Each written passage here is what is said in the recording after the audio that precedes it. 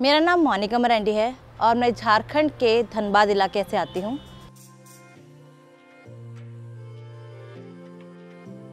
मैं आदिवासी हूँ और संथाल कम्युनिटी से बिलोंग करती हूँ।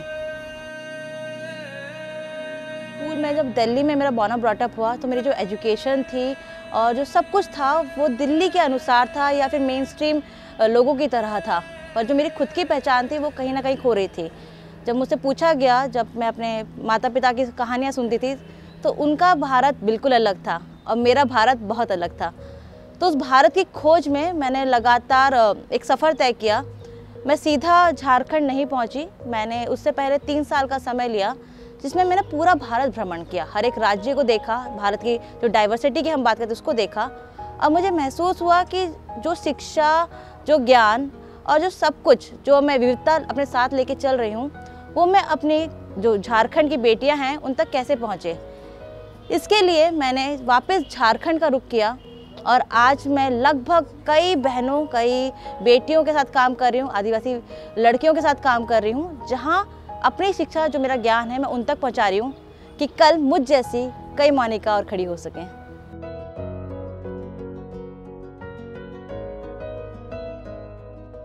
जब हम बात करते हैं कि हमें अधिकार चाहिए, हमें इक्वलिटी चाहिए, पर उसका कैसे होगा वो?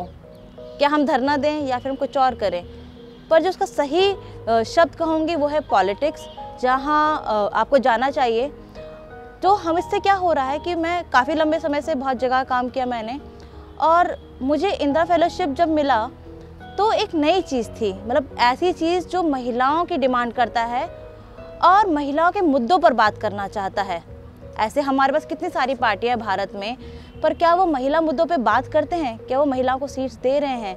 क्या उनके लिए महिलाओं के ज़मीनी अधिकार उतने ही ज़रूरी हैं जितने बाकी जनसंख्या के अधिकार हों?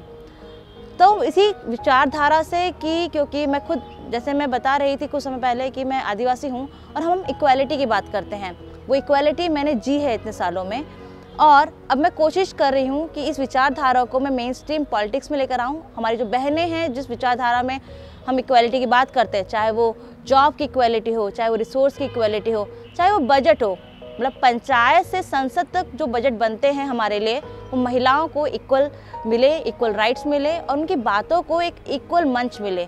इसीलिए इसी को देखते हुए मैंने इस फेलोशिप को ज्वाइन किया था और मुझे खुशी है कि मैं इस पर लगातार काम कर रही हूँ। और अभी जितनी मेरी सारी टीम है सब आदिवासी महिलाएं हैं और वो अपने मुद्दे को बढ़ चढ़ के बता रही हैं, कह रही हैं लोगों से। और मैं भविष्य में उम्मीद करती हूँ कि भविष्य में बहुत सारी आदिवासी सरपंच से लेकर सांसद तक हम देखने को मिलेगा हमें।